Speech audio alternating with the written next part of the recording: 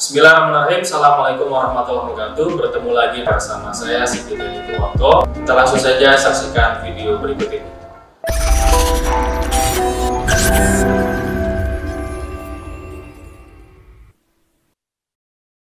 Perkuliahan kali ini kita membahas tentang penilaian autentik.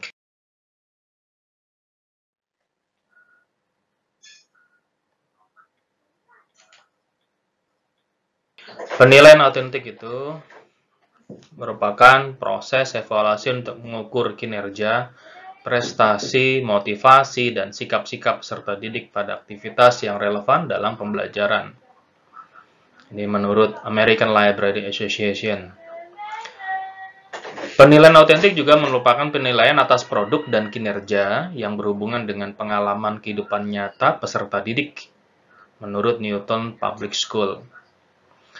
Penilaian autentik juga suatu bentuk penilaian yang para siswanya diminta untuk menampilkan tugas pada situasi sesungguhnya yang mendemonstrasikan penerapan keterampilan dan pengetahuan esensial yang bermakna, menurut John Mueller. Penilaian autentik menekankan keterampilan dan kompetensi spesifik untuk menerapkan keterampilan dan pengetahuan yang sudah dikuasai, menurut Richard J. Stiggins. Penilaian autentik merupakan proses pengumpulan berbagai data yang bisa memberikan gambaran perkembangan siswa agar guru dapat memastikan bahwa siswa mengalami proses pembelajaran dengan benar. Nah, hal-hal yang bisa digunakan sebagai dasar menilai prestasi peserta didik dalam penilaian autentik ada proyek atau penugasan, ya. Berikut laporannya.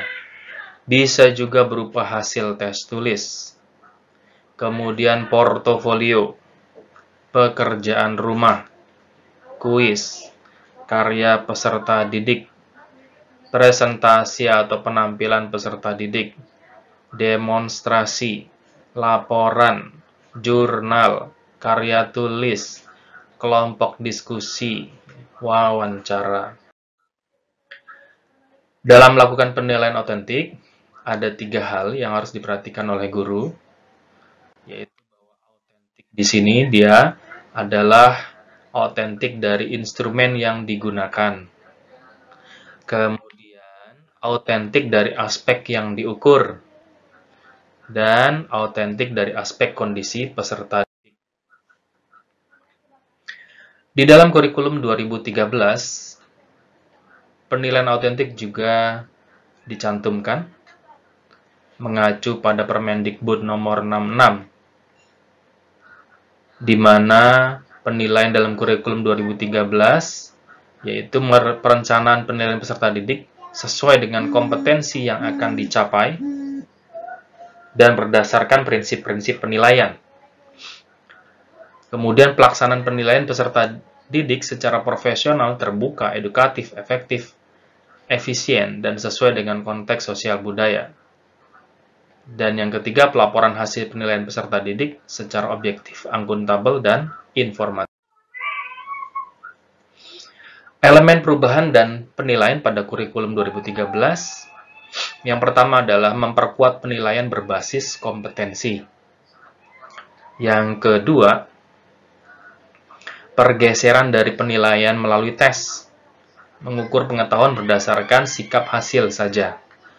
Ya, itu menuju kepada penilaian autentik, di mana yang diukur adalah semua kompetensi, baik itu sikap, keterampilan, dan pengetahuan, berdasarkan proses dan hasil. Kemudian yang ketiga, memperkuat PAP, penilaian acuan patokan, yaitu pencapaian hasil belajar berdasarkan pada posisi skor yang diperoleh terhadap skor ideal atau maksimal. Artinya di sini bahwasanya pencapaian hasil belajar itu dibandingkan dengan kriteria tertentu. Ya, dalam hal ini KKM, kriteria ketuntasan minimal. Kemudian yang keempat, elemen perubahan dan penilaian pada kurikulum 2013 adalah penilaian tidak hanya pada level kompetensi dasar, tetapi juga pada kompetensi inti dan standar kompetensi lulusan. Kemudian yang kelima, mendorong pemanfaatan portofolio yang dibuat peserta didik sebagai instrumen utama penilaian. Yang keenam, pertanyaan yang tidak memiliki jawaban tunggal. Dan yang ketujuh adalah menilai proses pengerjaan, bukan hanya hasilnya semata.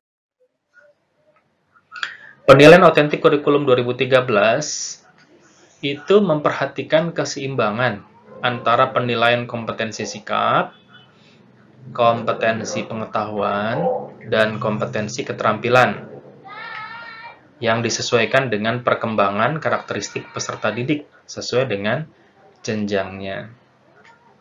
Di sini ada tabel keseimbangan antara sikap, keterampilan, dan pengetahuan untuk membangun soft skills dan hard skills. Di jenjang yang paling bawah, sekolah dasar, sikap, ya. Penilaian kompetensi sikap itu dominan, gitu ya. Namun sebaliknya, ya, berjenjang sampai ke perguruan tinggi, maka penilaian kompetensi pengetahuan lah yang dominan, di samping keterampilan. Ciri-ciri penilaian otentik, yang pertama dia harus mengukur semua aspek pembelajaran. Yang kedua, dilaksanakan selama dan sesudah proses pembelajaran berlangsung. Yang ketiga, menggunakan berbagai cara dan sumber. Kemudian, tesnya merupakan salah satu alat pengumpulan data penilaian, ya, bukan satu-satunya. Kemudian, tugas-tugas yang diberikan kepada peserta didik itu harus mencerminkan bagian-bagian kehidupan peserta didik yang nyata setiap hari. Penilaian juga harus menekankan ke dalam pengetahuan dan keahlian peserta didik, bukan kuantitas, ya, bukan dari sisi kuantitas. Karakteristik penilaian otentik, ya, bisa digunakan untuk formatif maupun sumatif. Kemudian dia mengukur keterampilan atau performansi, bukan sekedar mengingat fakta. Kemudian berkesinambungan dan terintegritas, serta dapat digunakan sebagai feedback. Kita bisa membedakan penilaian tradisional dengan penilaian otentik. Kalau penilaian tradisional itu, peserta didiknya itu cenderung memilih respon yang tersedia. Ya. Berbeda dengan penilaian otentik. Ya. Penilaian otentik itu, peserta didiknya menampilkan suatu tugas atau proyek. Kemudian, kalau pada penilaian tradisional, kemampuan berpikir yang dinilai itu cenderung pada level memahami. Fokusnya cenderung kepada guru. Sedangkan penilaian otentik, kemampuan berpikir yang dinilai adalah level konstruksi atau aplikasi. Fokusnya pada peserta didik. Kemudian untuk penilaian otentik, dia memperhatikan keseimbangan antara penilaian kompetensi sikap, pengetahuan, dan keterampilan yang disesuaikan dengan perkembangan karakteristik peserta didik sesuai dengan kita melihat ada kelebihan dari penilaian otentik. Yang pertama adalah dia memandang penilaian dan pembelajaran secara holistik. Tidak hanya pada saat UTS atau UAS saja, penilaian tengah semester atau penilaian akhir semester saja. Kemudian dia juga mencerminkan masalah kehidupan nyata. Ini sejalan dengan pembelajaran matematika realistik RME.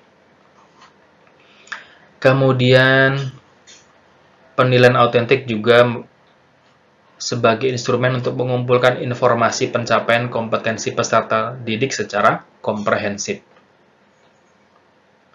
Kemudian prestasi belajar peserta didik dibandingkan dengan prestasi sebelumnya itu terlihat dengan penilaian otentik. Kemudian pengumpulan informasi dilakukan dengan berbagai cara, Tidak hanya dengan melakukan tes saja. Kemudian kriteria penilaian tugas itu bisa dibahas bersama antara guru dengan siswa sebelum tugas tersebut dikerjakan, sehingga tidak ada gap, tidak ada salah paham terhadap tugas yang dikerjakan antara siswa dengan guru. Kemudian, siswa juga tidak hanya dilatih untuk memilih jawaban, namun juga siswa dapat menjawab soal-soal yang terbuka begitu. Selain kelebihan, ada kelemahan juga dari penilaian otentik. Kelemahannya yang ditemui adalah relatif memerlukan waktu yang lama dalam penerapannya. Ada juga yang melihat dari sisi kepraktisan. Ya, kalau kelas jumlah siswanya banyak, dia cukup merepotkan. Kemudian sifat penilaiannya unik, jadi memungkinkan tidak dikenali oleh siswa. Kemudian juga tidak dapat ditetapkan kriteria penilaian yang berlaku secara umum. Ini beberapa kelemahan yang dilihat dari penilaian otentik.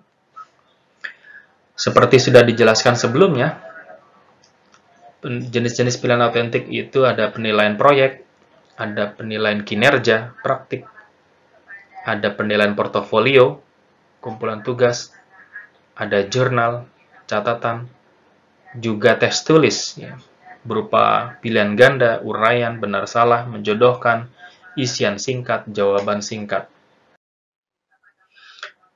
Teknik dan instrumen penilaian otentik, ya, ini tadi menguraikan dari yang sudah kita bahas tadi.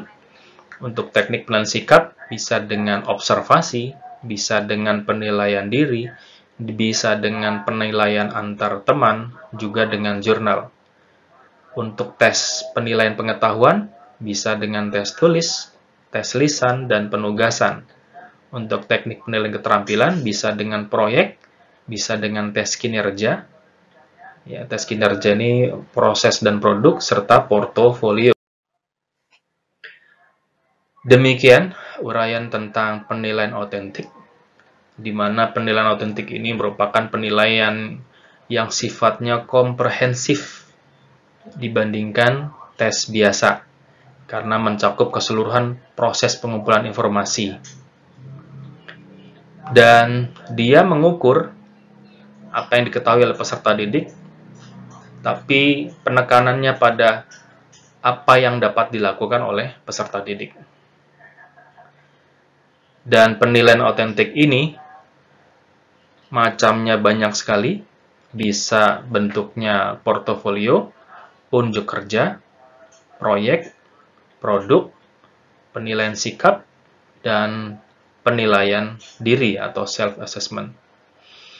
Mudah-mudahan kita bisa punya gambaran tentang penilaian otentik ini dan bisa menerapkannya dalam pembelajaran matematika.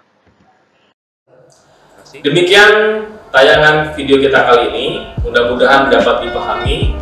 Jangan lupa untuk mempelajari dari sumber-sumber yang lain supaya lebih paham, dan latihan juga perlu dilakukan agar pemahaman kita lebih baik.